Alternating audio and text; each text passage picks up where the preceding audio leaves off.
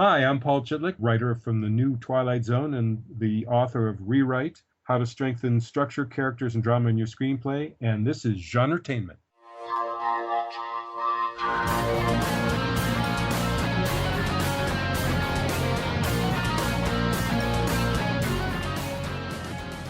Hi everyone, welcome to another episode of GenreTainment at sci-fi-pulse-radio.com. We're your hosts Marx and Julie.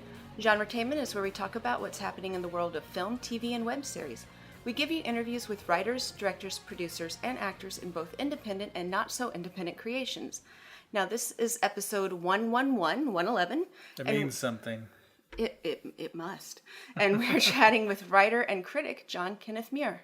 He's an award-winning author of over 27 books in the fields of film and television, with a focus on horror and science fiction. John is also the creator of the award-nominated web series The House Between, and John's blog, Reflections on Film and TV, was named one of the top 100 film study blogs on the net. In 2010, John also appeared in the documentary Nightmares in Red, White, and Blue. Now, John's been a guest on the show before, but today we are talking about his book, The X-Files FAQ, and the Return of the X-Files to Television. Yay! It is a great walk down memory lane about the show and its spin-offs. But before we get started with this interview, we would like to point out that the music you just heard at the beginning of the show was a snippet from the theme song for our web series, Reality on Demand. It's a song composed and performed by our friend T. Sean Hardy. And you can find our web series at realityondemandseries.com. Now let's get started with our interview with John Kenneth Muir.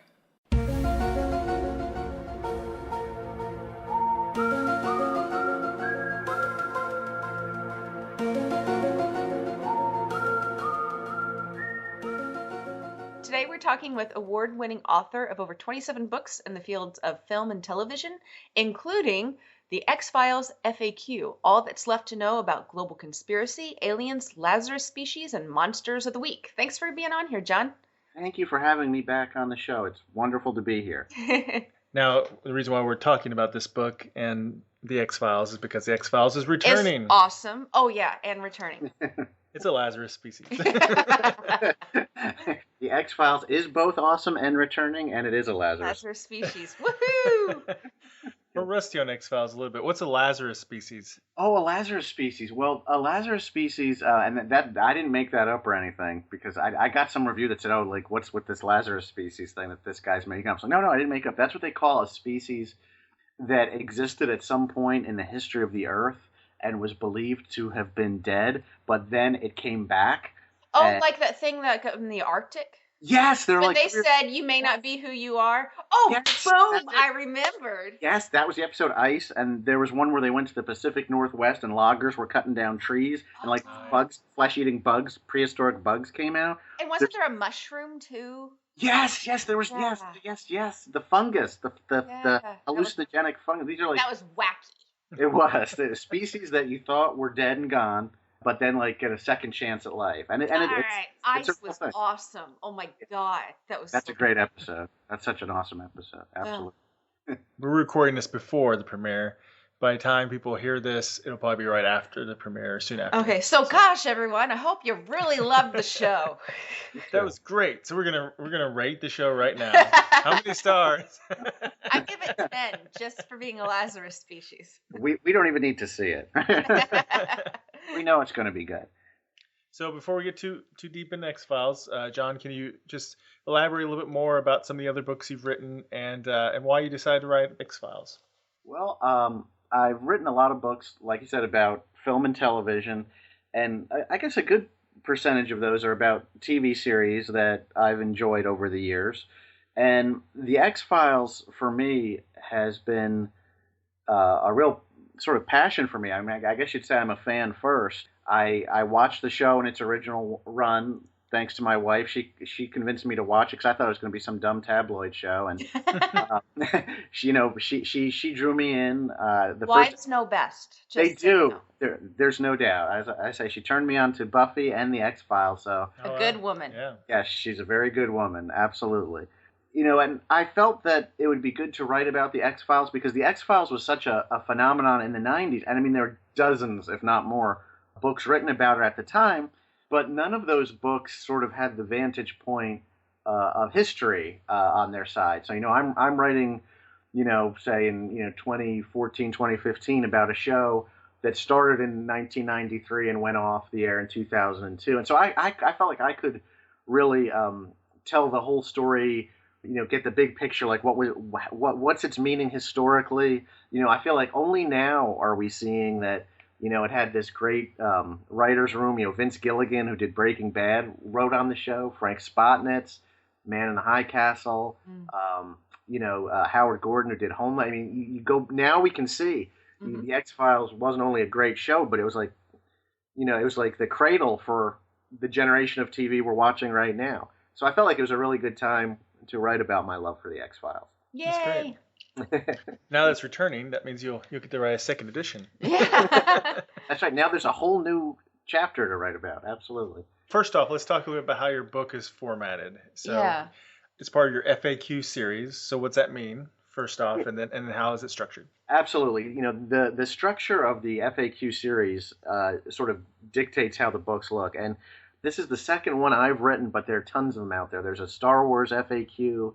There's a Star Trek FAQ, Walking Dead. I think there's a Dracula one now. There's a Seinfeld one. I mean, they're just like apocalypse movies. There's tons and tons of them. And the way they're structured is that you have sort of, you have to have a foreword by somebody who knows about the subject. And I was very fortunate that Chris Carter wrote the foreword for my book. Yay! Wow. Hey, I love Chris Carter. And then, you're going to have like sort of 30 chapters that look at this whatever the subject of your book is from a variety of different angles. So I knew that there was going to be more than 30 chapters, so I figured, how do I break it up? And I don't actually review every single episode because there's like, 201, 202 episodes. So I thought, well, I'm going to kind of like group them, that I'm going to like look at the seasons overall, the 9 seasons, and do chapters on them.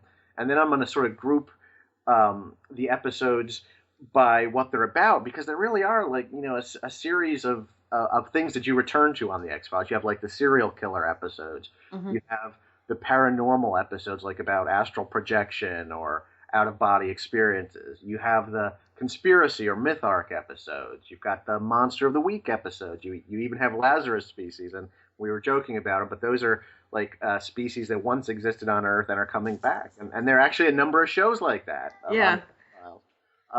So I was able to see that and like then do things that I thought were really neat, and that's the stuff I like to write, like the view of religion in the X-Files, or the view of like politics or Americana in the X-Files, or like issues like ethnocentrism. Now I know some fans might not be interested in it, but for me that's what's really cool, is you sort of like look at the whole show and then see, oh look, they did like a couple shows about like intercultural stuff, like El Mundo Gira and Excelsius DA and things like that. And it was cool to sort of like organize the material and then like synthesize out of it like what the X-Files is saying about our world. So that's sort of how the format helped me, I guess you'd say.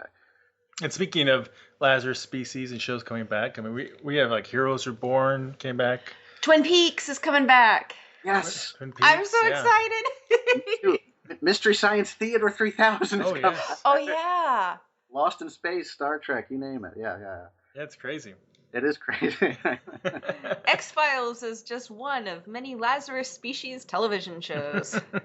Well, I think we live in a, maybe a new golden age or something like that. You think about it, the way television is structured now, I think people have finally realized there's no reason that the series that people loved and then, were unceremoniously ditched or canceled, what have you, there's no reason they can't come back now. TV is such a different ball game than it was when the X-Files aired originally. I think there's a lot of 90s nostalgia, too, because I know we were talking about 90s were just like a really good period. Like the economy was good and everything was going really well. And so, Right. People are getting kind of nostalgic for, gosh, there was a period of time where things didn't suck quite as much. I totally agree with you. That, the peace and prosperity of the 90s is much missed. If you catalog all the horrible things that have happened, since 9/11, we've had the Enron recession, the 2008 recession, Hurricane Katrina, the Iraq War. I mean, just bad. Basically, it was like our roaring 20s. Right. Yeah, I mean, really. I couldn't agree more with you about that. And the thing that I really love about the X-Files is that I feel like it was of its time, that it reflects the 90s, but it was also prophetic in the sense that we saw, Chris Carter was kind of telling us with Millennium and X-Files that like the good times won't last forever. There are sort of dark undercurrents in the world and stuff. Yeah. And it's like, oh, wow, he was really right. The good times don't last forever. So, right. We should have listened to Mulder. We should have. We should have listened to Mulder and Frank Black and Scully and all the great Chris Carter heroes from the 90s. So. He tried to warn us. All right, well, let's start talking about some specific questions or what we like or don't like from X-Files. Yeah. So the Alien Conspiracy is the grander mythology. The overall arching. Right, the myth arc, right. Yes. Yeah. Do you think they'll ever solve that thing? or do you think it? it's like I'm confused about really what it is at this point, I think. Well, that's an interesting point. I think that the myth arc is broken down sort of into components, if you think about it. When I went back and watched the show, I don't know that I realized it on the first run, but the original Alien myth arc sort of comes to a kind of conclusion with the destruction of the Syndicate in the 6th season of the X-Files, and then it branches off in another direction. Yeah. That was where they started to introduce super soldiers and Mulder and Scully's child, William, and the discovery of that alien ship on the beach in South Africa that had these strange sort of qualities that were sort of quasi-biblical. I think that the myth arc changes a little bit, but I think the whole point so far has been to guide us towards this idea of alien colonization. I think that's the overall arc of the myth arc, if that is the terrible way to say it. So we're screwed. Right. Falling Skies is the sequel. But now what the new X-Files has to deal with is that the colonization was actually supposed to happen in 2012, like it was in the Mayan calendar, the end of the world, but that's when it was supposed to occur, but it didn't. So you have to wonder what's going on that alien colonization didn't occur. And colonization is like a euphemism because we found out late in the X-Files run that we're not just going to be slave labor to these aliens as the conspiracy believed. We're like they're like they like breed inside of us and like liquefy our organs and then burst out of us. So it's like they use us as like digestives or something. So incubators. Yeah, we're like incubators. That's perfect. Yeah, we're incubators for them. So that's sort of what the myth arc is all about. That these aliens who were, according to the first X-Files movies, actually the original inhabitants of the planet Earth, are coming back, and they're linked with these people in our government and other governments around the world to prepare for their arrival. And so the mechanisms of government like FEMA and things like that are being used to prepare for that colonization or invasion, whatever you want to call it. But like I said, it didn't happen in 2012. So the new X-Files, I assume, will deal with that. Maybe the date was disinformation, like so much it often is in the show. So. Okay, and then the other thing, and this is a sticky point for me. It bugs me. Mulder and Scully's baby. Marx is laughing because I go off on a tangent. Mulder and Scully's baby. Now, I don't understand how aliens can be involved in such an intricate, just like conspiracy, yet apparently the paperwork and bureaucracy of American adoption is going to be too much for them. That's how good it is, apparently. Somehow they won't be able to find this kid just because he was adopted. Like, they can find anyone anywhere. You can try to take out your implant, hide anywhere, and they can suck you into the air, but they can't find this baby. Well, I think you're probably on the right track. What you'd have to assume, and I'd have to go back and look exactly at the details, but I guess, if it was off the books and if it was somebody that they didn't know and was done through a series of sort of, double blinds, I guess it's possible. You're right. At some point, they probably would find the baby if that was the goal. On the other hand, and maybe it'll take, maybe it will have taken the 15 years since we last saw William for them to find him now, and Scully and Mulder have to protect him, or maybe he has died. The key is this: is that we don't know exactly what the aliens want. Maybe they've been monitoring William. Have they determined that William is going to be the one who stops them or going to be the one who destroys the human race? So they may have no need to stop William. They may be monitoring him. Yeah. I don't know. I mean, I get your point, but I mean, I'm just like, oh, I want someone to make it make sense to me because it's bugged me all these years. I think we have to assume that Scully wouldn't do anything on the books. It would be somebody, that she doesn't have any continuing, connection to, which may be why it's so tragic for her, is that she's not just letting go and can go back and see the baby. She's like, basically saying, these are people I don't know. I'm totally out of this baby's life. I don't know. It'll be interesting to see. Maybe they'll clear that up. They may. I've seen some clips of the new show which don't bode well for William, but I don't want to say any more than that. Well, what do you think about them splitting up Mulder and Scully? Because that's given away in the trailers. Well, I think that it's very smart to split them up because you can always get them back together. There's the old, I guess it's the old story in television, of course, is that if you have a show that's predicated a great deal on the chemistry between two characters and two actors, you can't really consummate it or make them stay together for too long, or the show sort of loses its appeal. We apparently love to watch people dance around each other, but as soon as they actually get together, we're done. It's over. Mm-hmm. So it's like the moonlighting effect, I guess you'd call it. Well, X-Files was like the longest foreplay ever. It was. Absolutely. Moonlighting with Bruce Willis and Sybil Shepherd in the 80s. I mean, those characters got together and the show went straight into the toilet. I mean, went straight into the toilet. So I think they feel like, Mulder and Scully, I guess they've been together since they were together from 2002 to, 2013, 14, something like that. That's a good run. It makes sense that they might have run across some difficulties at that point, but there's nothing precluding them from, getting back together. And I think we need to see them sort of get back to that sort of dance around each other again. Yeah. It's more fun to watch them find each other again. It helps create a little more friction in their relationship. It gives the writers something to do. It allows them to be a little more acerbic with each other, although, if you're married, you can be plenty acerbic. I don't know. Are we ever?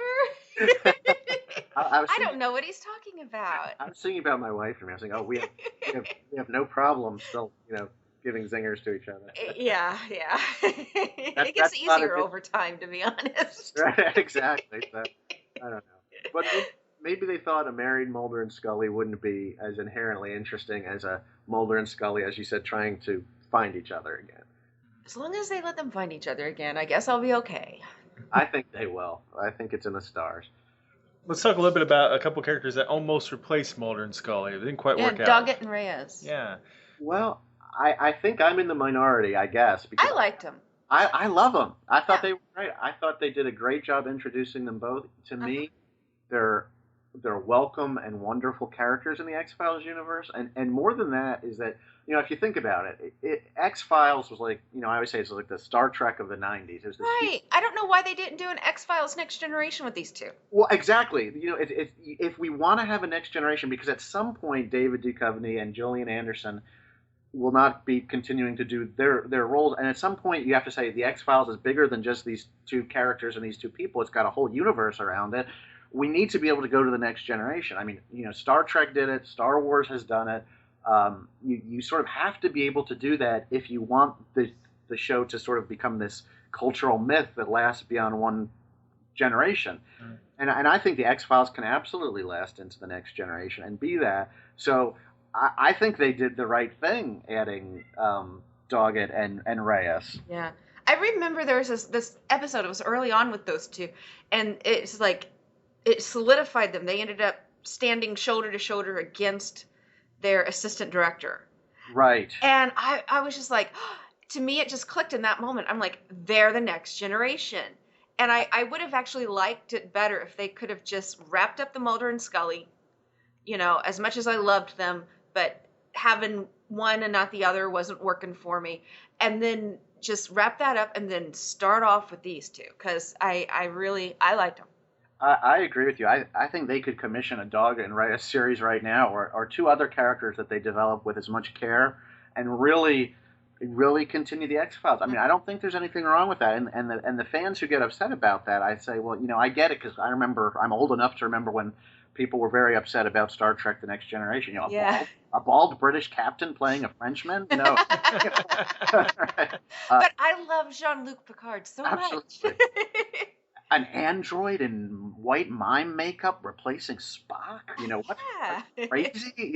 And now people love The Next Generation, because they want more Star Trek. And what we can see now after all these years was that The Next Generation was a great vehicle for the Star Trek universe. So it's like, you want the X-Files to have that vehicle to take it to that spot too. And I mean, I hope they will. I love particularly the eighth season where they introduced Doggett. I thought they did a great job with the introduction of that character. Yeah. I love Reyes as well. I don't think somehow she got as strong a season, because I think they knew at some point that the X-Files was wrapping up in the 9th season. I want to know more about her. I mean, I love her character, and I love the episode where she found out she was sort of stuck in this sort of reincarnation loop. I don't know if you saw that one, but it's like in every she's like born and reborn, and in every life, like, she fails miserably to solve some like horrible mystery where people are skinned alive, and then in this life she solves it, but like the episode ends like with, you think the loop is going to start over again. So I mean, I thought she was a really neat character. I loved her. I love Annabeth Gish. I'm happy she's in the revival. So Yay! Absolutely. So in the X-Files universe of sorts, I guess Millennium was a sort of spin-off and kind of looped back and tied back into Yeah, X-Files. you were more into Millennium than I was. Yeah. What do you think about how they ended Millennium? Well, I absolutely love Millennium, and my deepest hope here with the X-Files is not just that the X-Files gets to come back for limited runs every year for at least several years, but that somehow someone will take a look about bringing Millennium back, at least for a TV movie, to wrap up some aspects of it. Millennium changed a lot the 3 seasons it was on. The first year the Millennium Group was sort of friendly. The second year it was outed more as a cult, and the third year it was downright sinister. And I think that it's still possible to do those sort of Millennium stories, even though we've left the 20th century, so to speak, because there are all these cults out there that are constantly, predicting doomsday. I mean, we just had the one in 2012 where the world was supposed to end. It wouldn't be hard. It wouldn't be hard to say, well, okay, the Millennium Group is back because they realized, the next doomsday is in 10 years or something. So they got the calendar wrong. Exactly. I mean, shows have been predicated on less than that. I loved Millennium. I thought Millennium was really, sort of pure genius. I mean, it was so dark, but also so artistic, and the imagery of Frank Black's yellow house and what it meant to him. I thought it was a beautiful show, but I understand why some people couldn't sort of have buy-in in it at that point, because it was very dark. But I think now it's like, I mean, geez, you look at The Walking Dead or Game of Thrones. It's like Millennium's a walk in the park compared to those things. So I think Millennium may have been like the edge of the darkness as far as TV shows that I think so. It was pretty dark. It was pretty dark. I don't like Walking Dead or Game of Thrones, so. Well, you just gave me the title for my next book, Millennium: Edge of Darkness. I like that. There you go. Yeah, that's the edge of the darkness that I can handle, I think. I don't know. Well, that stuff's just too depressing. I can't watch. So, and I have to say, and I didn't watch all at the very end of Millennium. I don't think, at least. But Frank Black does appear in X-Files. So, how's that? How did it all sync up? Do you remember? Yes, there was an episode titled Millennium in the 7th season of X-Files where you found out sort of what the Millennium Group was up to. And I mean, they were trying to basically engineer doomsday so that they could then control, I guess, the end of the world and sort of what came after it and what kind of position they were in the New World Order, so to speak. That episode is very controversial among Millennium fans because it shows why Frank was picked by the Millennium Group and what fate they had intended for him. And it involves actually a necromancer and zombies and the FBI and Mulder and Scully. And I think some people who were really into Millennium didn't like that a show that wasn't really based on the supernatural, it was based more on the evil in humanity than on the evil outside humanity, that it ended sort of with a sort of supernatural type story with these zombies and such. Mm-hmm. So I happen to like the episode quite a bit. I mean, because it was an X-Files episode, and that's why I when folks say, "Oh, I don't like that," it didn't seem like Millennium. I said, well, they were trying to finished Millennium, but it was also an X-Files episode, so you had to have a little bit of both in there. To me, it worked just fine, but I don't think it has to be the end. I think that Frank Black still has plenty of more stories. His daughter would be grown up now at this point, and she shared his insight, which some people saw as psychic, some people just saw it as being extremely sensitive. It'd be very interesting to have Lance Henriksen and Frank Black and his daughter at this point and encounter them now and what's happening with them, to find out. And there was a comic, there's recent IDW Millennium comic, like last year talking about this, like that the Millennium Group wants to get its hands on Frank's daughter now. I mean, that would be a great hook for a series, I think, or a TV movie. I mean, I would just or a miniseries. Yeah, or a miniseries, 6 episodes, what have you. So I would love to see Millennium come back in some form, and I hope that the X-Files, gives us a resurgence of Chris Carter material. I would love that. Yeah, it was interesting choices by Carter to do this Millennium spinoff, which kind of was less paranormal and much darker in tone. And then another spinoff, Lone Gunmen, which was more comedic in tone, and also didn't seem to have all the same supernatural elements. I liked the Lone Gunmen show. Yeah, what do you think? And we know what happened to the Lone Gunmen. That's the only thing I really, really, truly dislike. I thought it was too out of character for what they brought to the show. Yeah, because they canceled the show, and then Lone Gunmen appeared, kind of like Frank Black, appeared again on only X-Files. to die. Yeah. And to me, that just didn't make sense. It's funny you mention that because I think someone asked me in an interview, like, if you could bring any character back from the X-Files on the X-Files. Well, I want the Lone Gunmen, obviously. They're so funny. It does. I mean, I understand why they did it, because it would be like the last thing you expect, that they would be killed because they're so light and comedic. But it just seems so awful and unfair that they would. I just thought Chris Carter did it because he's pissed that it got canceled. I mean, that really was what I thought. And it made me mad because I was like, that is not, it just didn't seem like it was in the spirit of the Lone Gunmen. Well, it's interesting because I think the very last episode of the X-Files, in it, Mulder is put on trial, and sort of his case is where he puts together all the evidence he's accumulated over 9 years, and he's sort of surrounded by ghosts. It's like he's survived, but his quest has taken all these lives. So I think that dramatically there may have been a reason. He encounters like the 3 Lone Gunmen as ghosts, and he encounters Deep Throat, who has died. He encounters I think even Kolchak. That is not Krychek. Excuse me. Kolchak. Oh yeah, I loved Krychek. Completely. He encounters Krychek, who's also dead at that point. So I think part of the artistry of that final episode was this idea that, Mulder's quest, here he is, but so many people along the way have been killed as, during fodder during his, yeah. Right, exactly. So, I can see the dramatic reason for it, but like overall, it's just like, man, to me, that's just a bad idea, because you never want the X-Files to lose that voice of the Lone Gunmen, Mm-hmm. It's always nice to have that comedic balance there. It's just a relief. It breaks things up a bit. Mm-hmm. Well, speaking of someone who also died, supposedly, and apparently if the trailers can be trusted to not, apparently Smoky Man is going to return. The cigarette smoking man may return? Or Cancer Man, or whatever. Cancer Man? Whatever nickname you want to call him. That's right. He was the Cancer Man until the alien cured his cancer, and then he became cigarette smoker. Yeah. So basically, William B. Davis, his character. Right. Absolutely. Yeah, that's one I'm very curious about. I mean, I think there are multiple sort of in-world explanations for how the cigarette smoking man could be alive. I mean, we've seen shapeshifters, we've seen super soldiers, we've seen all those things, but we also sort of definitively saw him die. I mean, like a missile hit him and blew him apart. So I will be very curious to see how they do that. But again, I don't think it's just a clone. I'm calling it now. Right, a hybrid or something. Yes. And we do know before the X-Files ended that he took that alien DNA, that material, into himself, and that he thought he was dying from it. So maybe it gave him some sort of regenerative ability. So I don't think they've jumped the shark on bringing him back. And again, he's sort of like one of those symbols you have to have in the X-Files. Yeah. If I see him on any other show, I'm like, it's Cancer Man. Right.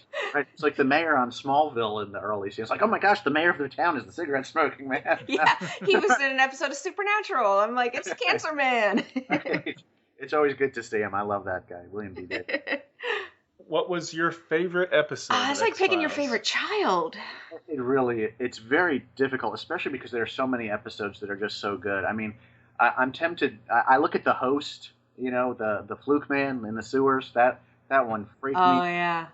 I think about Home with the peacocks. Oh, yeah. Fred family, with the mother. Didn't they they had to not they couldn't air that again after they played it the first time? Like They- they weren't allowed to re-air it ever again. Absolutely. Chris Carter was warned never to push those particular buttons again. That was so freaky. It was. I can't wait till my son is old enough to watch that one. I love Bad Blood. That's the one where they sort of do these different perspectives, like how Scully sees Mulder on the stage. Oh, that was hilarious. that's And the good. guy that had he had the buck teeth during Mulder's, Yes, and he was Wilson. like, yeah. Yeah, you with the government people, Government people. That's great. Yeah, that's a great episode. I loved the one about like suburban sprawl where the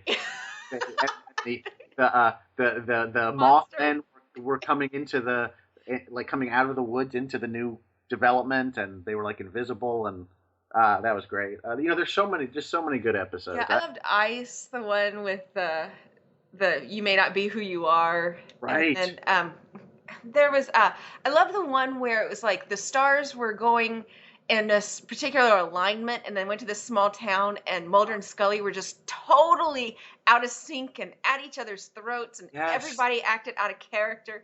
Yes, I actually watched that not too long ago. I was cracking up. that is a genius episode. It's called Syzygy, and it's about astrology, how the stars impact them.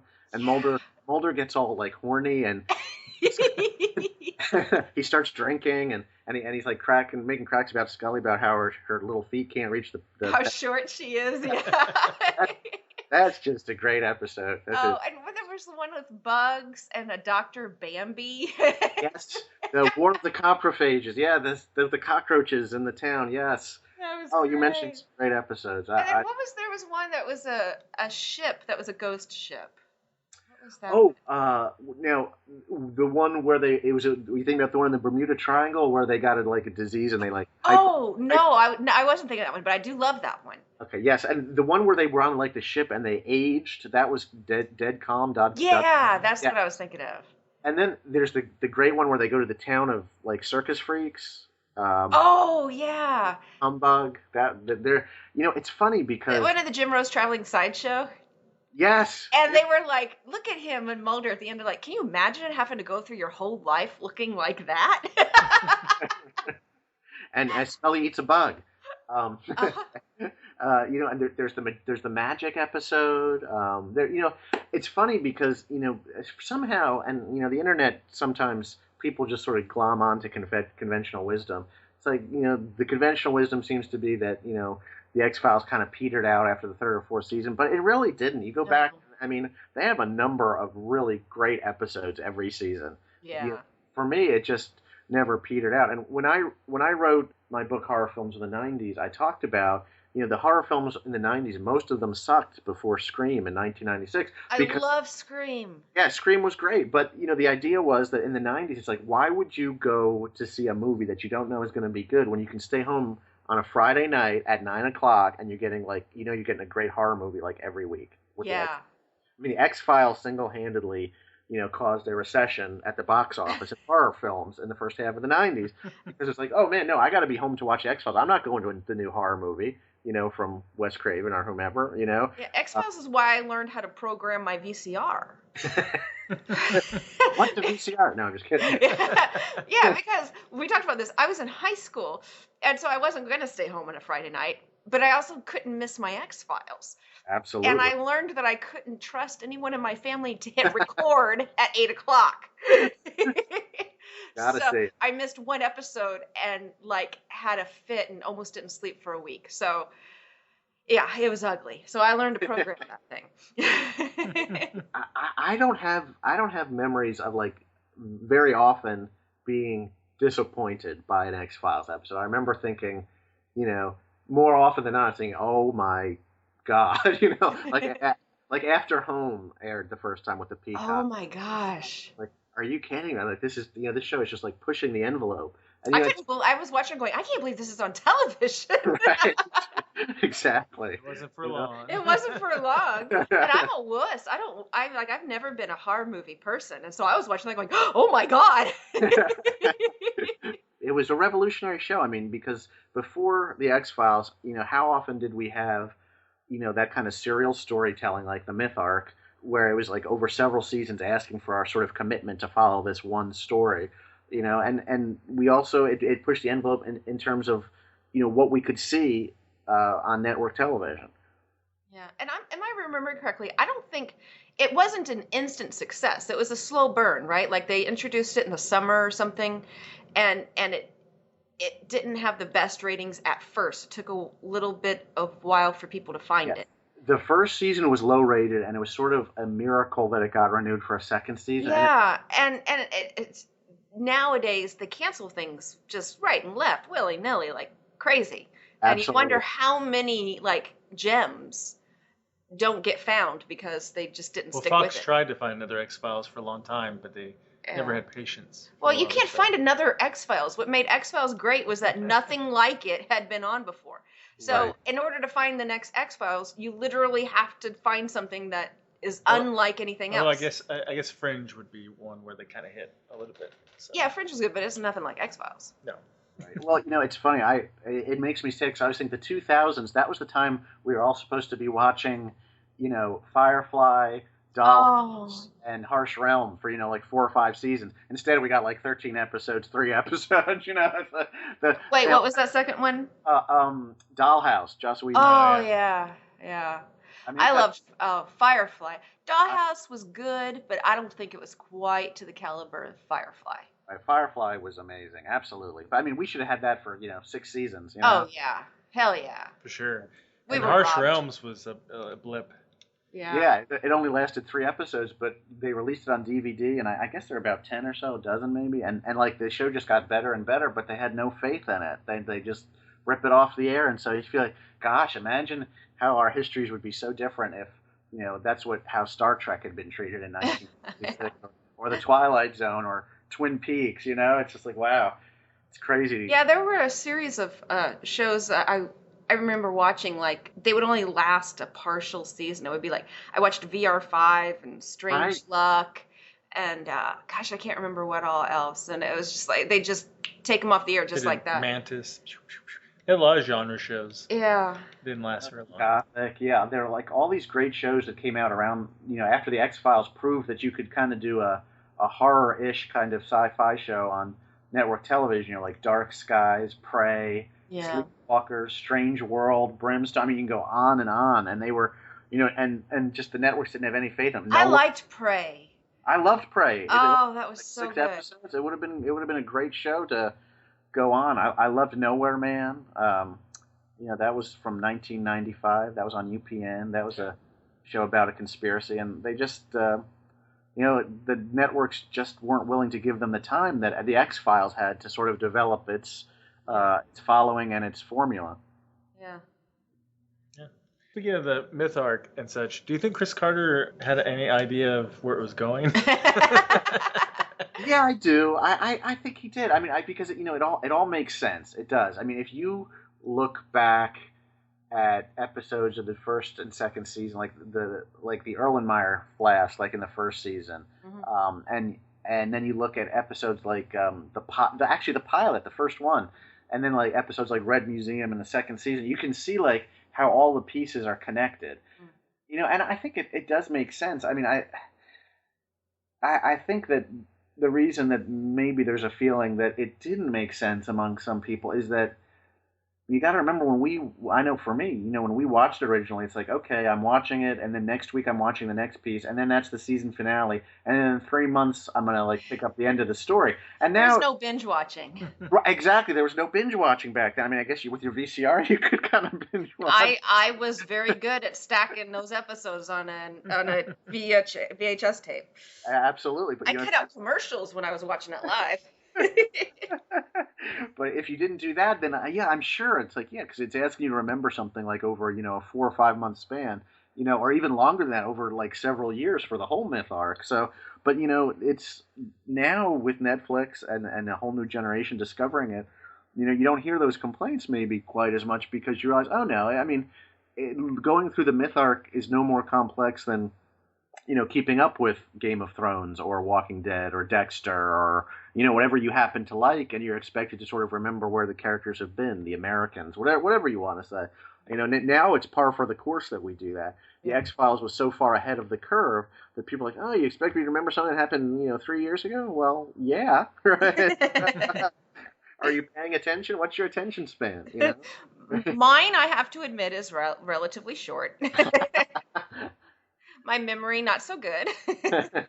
But you had the VCR to help you. The VHS. I had them. I'm telling you, I was good. If they ever do Millennium again, they should do it on Netflix or something. Yeah. Where they go really darker than that.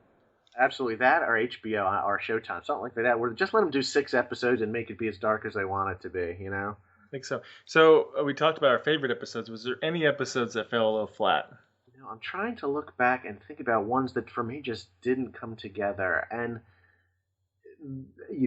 this is my own bias, and so it's more about the performer than anything else. I really did not care for Fight Club very much. That was the one with Kathy Griffin. She was like a twin. Like every time the two twins got together, it would be like a chemical reaction. Like everybody around them would fight and beat each other up. Oh yeah. I don't think I remember. Boy, maybe I blocked that out of my memory on purpose. To me, it was a Chris Carter story, and Chris Carter is a great writer. And I don't have any problem with the story. That's why I think maybe. Kathy Griffin is a little bit goes a long way. Yeah, maybe it's that. I mean, I don't mean to, be, not nice to her. She just. I was putting it nicely. Yeah, right. I just didn't. She just didn't work for me in the X-Files, and again, that could be my own failing, and not anybody else. No, I don't. It's you gotta be careful. If Pee-wee Herman suddenly pops up in X-Files, you feel it's like it's a little off. Yeah. I think it was the last season. I just wasn't feeling it as much. The whole last season, for some reason. Yeah, I mean, I think that at a certain point, the way sort of we're wired is like we're looking for like new and exciting. And for me, the idea, even though I loved Reyes and Dog, and even though those seasons are really good, it was like that was the point where like the culture had moved on.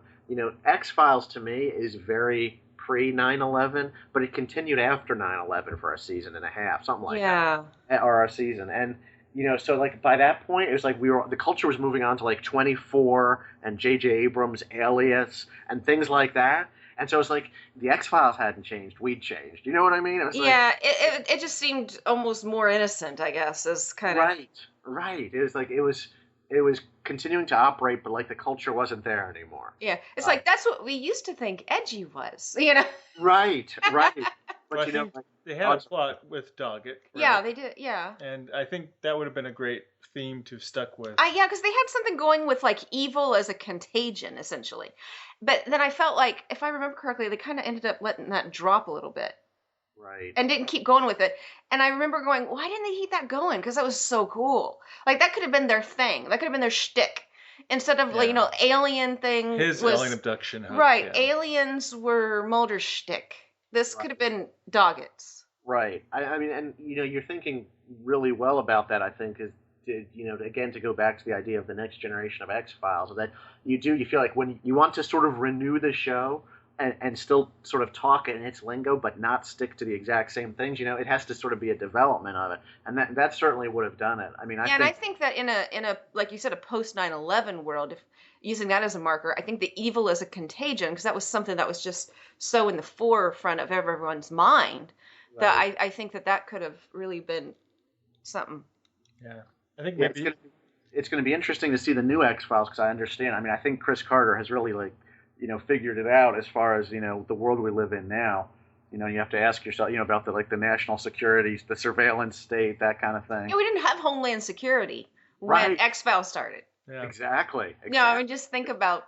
Yeah. Conspiracy stuff, yeah. There was no TSA. There was no Homeland Security. Right. There was, So it's just kind of like Tons of terrorist attacks that could be done by aliens, maybe. had FEMA dropped the ball on the Hurricane Katrina, Well, he's in a good place, I think, to do this because we've had since 9/11, we've had a Republican president and a Democratic president, and yet like the surveillance state just gets bigger and bigger no matter who's in power. Mhm. So he's like in a position to where it's not going to be partisan or one-sided one way or the other. You can talk about drones and you can talk about warrantless spying. Because it kind of doesn't matter who's in charge now. We've seen, whatever 15 years out from 9/11 that we're not going back to the way it was. It doesn't matter who's in charge. We're going much more deeply into this idea that we don't have as much privacy.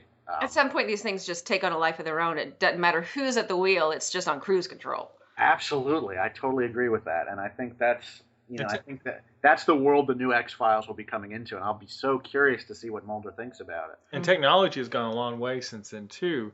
The show Dark Mirror, right?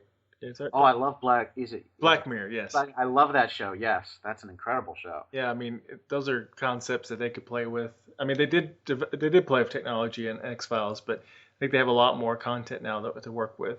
Evil smart cars. There weren't. I mean, the cell phones hadn't completely saturated the population at that point. Right, and you think about it, there was no social media. I mean, the X-Files rose with the rise of the internet. It's true, but not the MySpace, Facebook, Twitter world. It wasn't around for that. I mean, even X-Files, I Want to Believe, the 2008 movie, that's a ways back as far as where we are now, Mm-hmm. Yeah.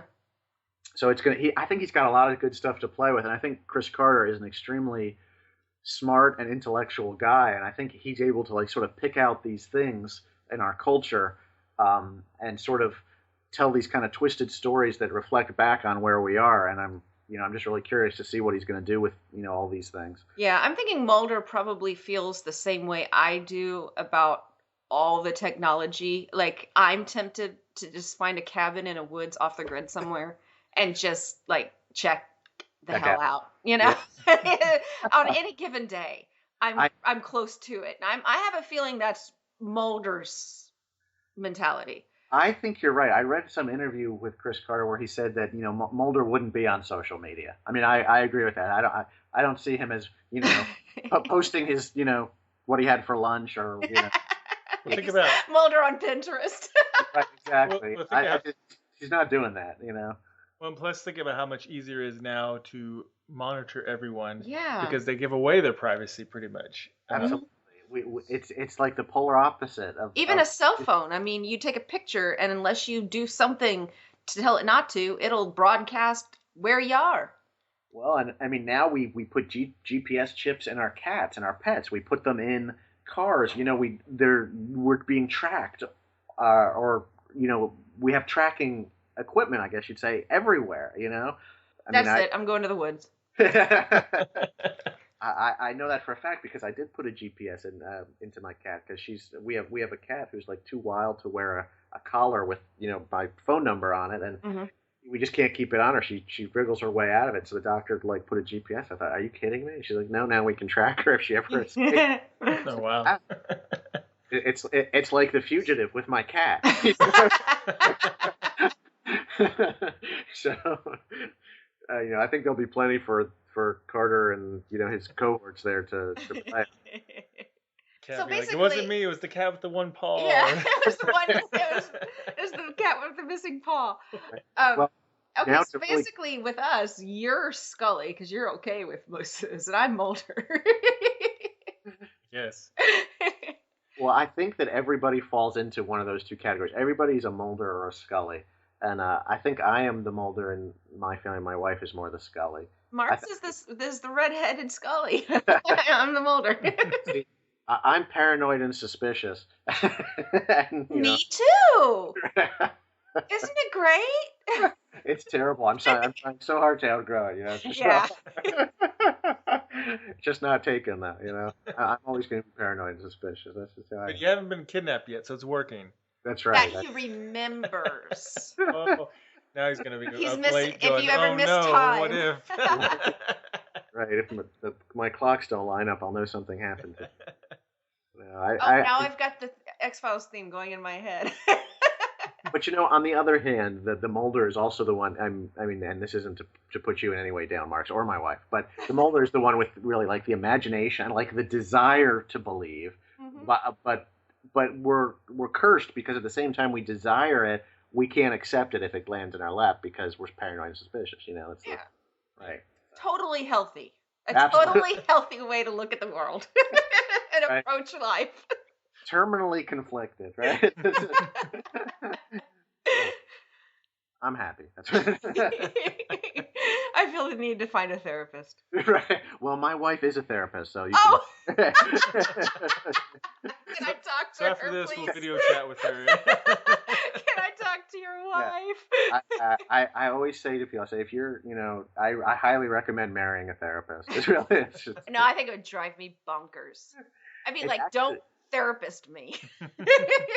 it really helps me. It really does. 'Cause, I mean, I agree with you. It's like, they do that mirroring thing to you. So what I'm hearing from you is this like, oh, but, but after a while, it's like, oh no, she's actually gotten to be so good at it that she is able to sort of lead me through my crises and neuroses, and I hardly even realize I'm being led by a lead. And you're a writer, so you're going to have a lot. Exactly. I've got like 50 years of neuroses I'm trying to work on here. All right, so X-Files is about to come back. We haven't seen it yet. What would you like to see in this new form of X-Files? If not this, then hopefully they'll do more after this. Well, I do want to see a Monster of the Week story, and I know we're going to get to this. I love the Monster of the Week stories. I'm very excited about that. I'm really just, in my work, I see so many movies and so many things, and there's so many remakes and revivals and prequels and sidequels and everything else. I have discovered that what I just need to do is I need to put my personal expectations or desires aside. I need to sort of go into this kind of Zen state and watch what's before me and try to judge it on what is there, not what I'm expecting or hope to see, because that's leads to the dark side. It just really does. That's just way too healthy and well-adjusted for me.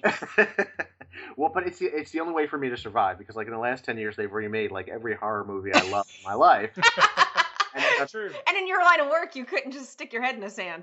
Right, and so I can't just be I hate it. It's no, I have to open myself up, take it on a case-by-case basis, and see what's the vision there, and try to tune myself to that, and then have feelings about it, and not try to go in thinking, this has to be the greatest thing. This So has to you're be. not like me, in which for me, the episodes 1, 2, and 3 of Star Wars in my world never happened. Therefore, I'm happy.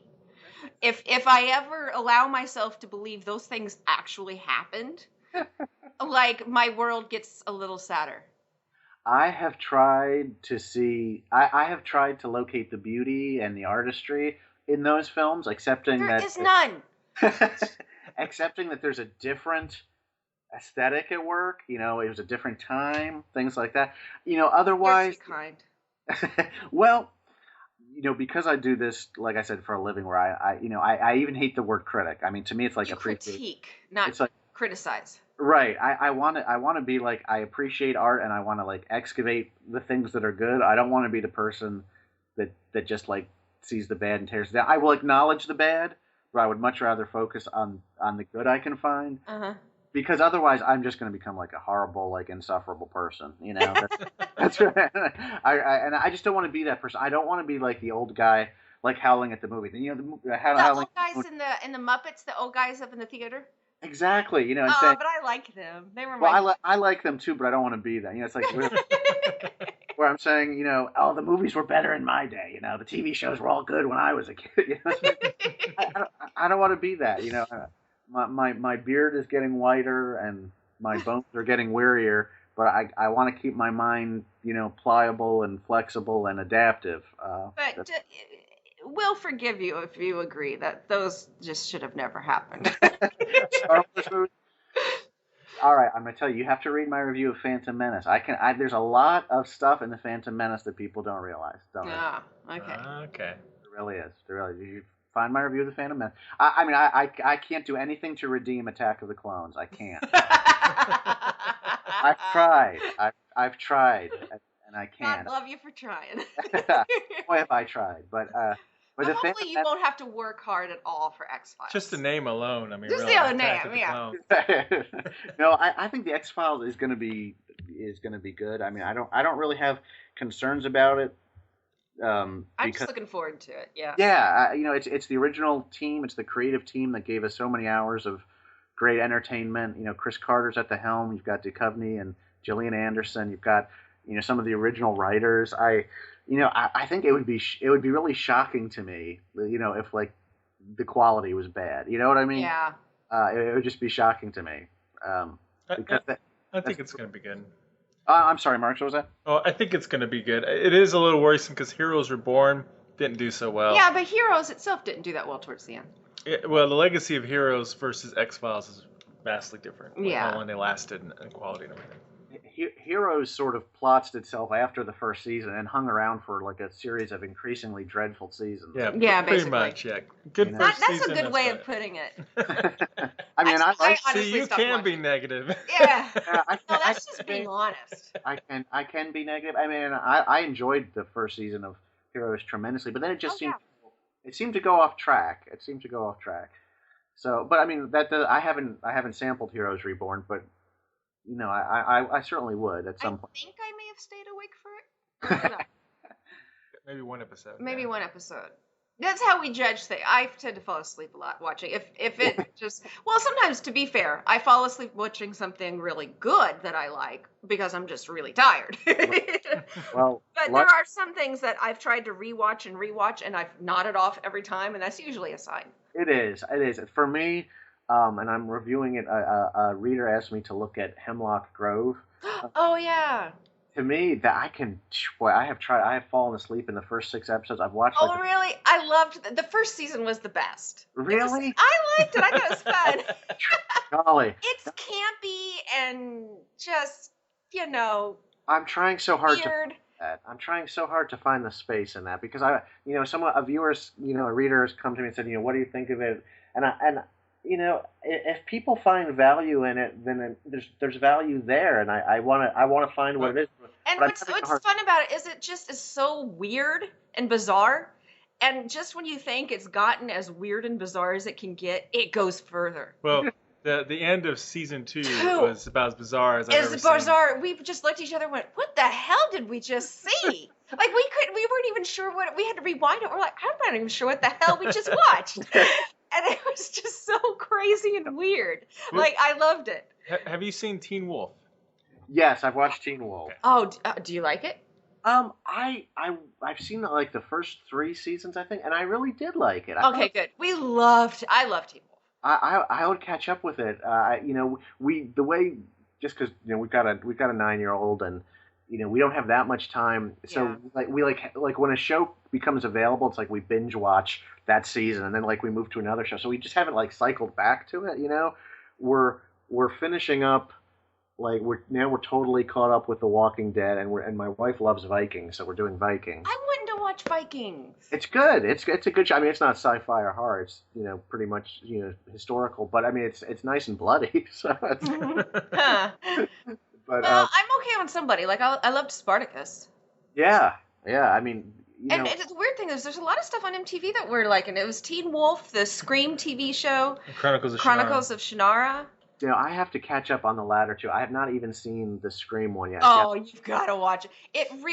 It's basically a reboot, which at first I was totally opposed to because I loved the original Scream movie so much.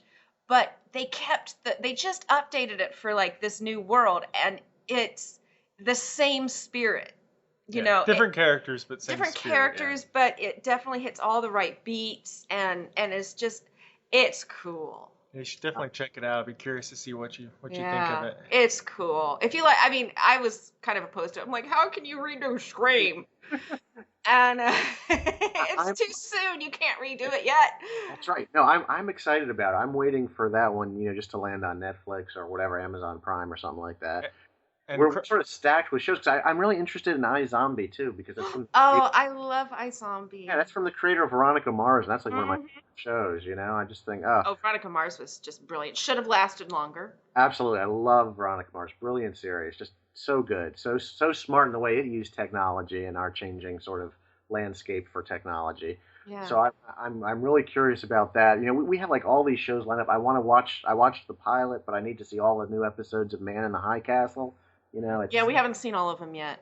It's just like, wow, there's a lot of good stuff out there. And if you like fantasy, you should check out Chronicles of Shannara on TV. It's actually really good. Yeah, and it's lighter than Game of Thrones, but it's yeah, I don't like Game of Thrones, but and then it's not genre or anything. It's a cop show, modern day, but it takes place in rural Wyoming. Have you ever watched Longmire? I have heard wonderful things about It that. is so good. It's supposed to be the final season. Will be coming on in September. We binge watched the first 4 seasons in freaking no time at all, and then we were like, no, now we have to wait like 9 months before we can see the rest of it. It is awesome. It's got Lou Diamond Phillips, and it's got Katie Sackhoff, who is Starbuck in Battlestar Galactica. Just so many other it's a wonderful cast. It's a wonderful storyline. Yeah. It's really good. I've heard amazing things about it, so that's another one I need to catch up. We have so many things. We just like capped off True Blood. We finally saw the last season, and the last season that was horrible. It was awful, wasn't it? Pretty It was rough. it was like they went on the internet and mined a bunch of really crappy fanfic and put it all together in a season. Yeah, I cannot believe the quality drop. I was like, oh my gosh, I can't believe the show it just plummeted to dreary. And every episode showed, and it's got to get better. Nope, it's got to get better. Nope. Well, we've been here since the beginning. We can't stop. Was it the same showrunner or a different showrunner last season? I don't know. It was a different showrunner, I believe it was, but the last season was terrible. It was just god awful. And the last episode, it's like, is anybody even trying anymore? I honest to God felt sorry for the actors. I did too. I thought, we felt, the last episode of Dexter was just an abomination. And I felt so bad for those actors. That's another one that just, like, you feel like, what happened? It was such a good show, and then it just kind of... awesome show, and that last episode was just, what the hell? I keep hearing rumors that it's going to either reboot or return. Well, they just need to, redo the end. It's like, the last episode was a dream. Last season, really the last happened. season I thought wasn't the best. But then that last episode, I was like, what the hell? Did they get hit on the head? I mean... Yeah, it went out in a sad, sad way. It just really, and I love that. And I go, what the hell was that? Yeah, it's, you just wonder sometimes. Well, shows that are so good. I mean, it really does make you appreciate the X-Files to some degree. Because, I mean, you think about, they weren't making 12 shows a season. They were making like 24 shows a season for 9 years. And you think, wow, you might have some quibbles with cast changes or things like that, but really, the quality meter stayed very consistent and very high through those 9 seasons. It's nearly impossible. Right, when you think about something like that. That is an X-File in and of itself that they managed to do that. It is. Good point. Conspiracy. Conspiracy. All right. Well, it's been great chatting with you again. Well, I have enjoyed it so much. We need to talk again soon. And before you go, though, do tell That sounds everybody. great. Before we go, though, do tell everybody where they could find you online. Yes. Well, I have the worst URL in history because I created my blog. It's been going for like 12 years now. It's Reflections at Film and Television. You could just look up John Kenneth Muir on Google, and you'll find my blog. And I'm blogging every day. And this year I'm celebrating the 50th anniversary of Star Trek. So I'm reviewing like an episode a week of the original Star Trek. You can find me there. You can find my book on Amazon.com. And if you just click on my name, you'll see all my titles there, all my FAQ books and horror film books. So that ought to do it. Great. Woohoo! All right. Well, thanks very much. Thank you. I really enjoyed it. This was fun. And I will whistle the X-Files theme song now. What if we were not on the same key?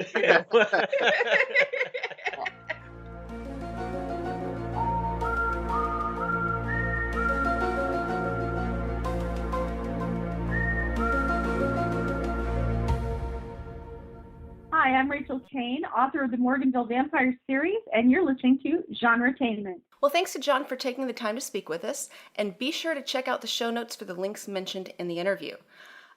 Also, before we go, we want to remind you that you can always keep track of us by subscribing to us on iTunes or Stitcher, or by following our GenreTainment Facebook page, Marx's Twitter account, which is at Mr. Marx, our website at GenreTainment.com, or you can follow all of the shows at SciFiPulseRadio.com.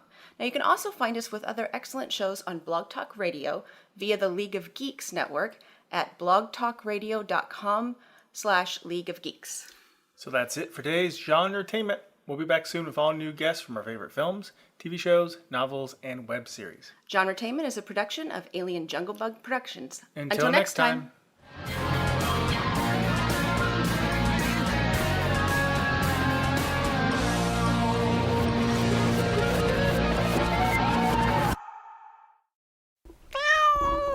Bad monkey.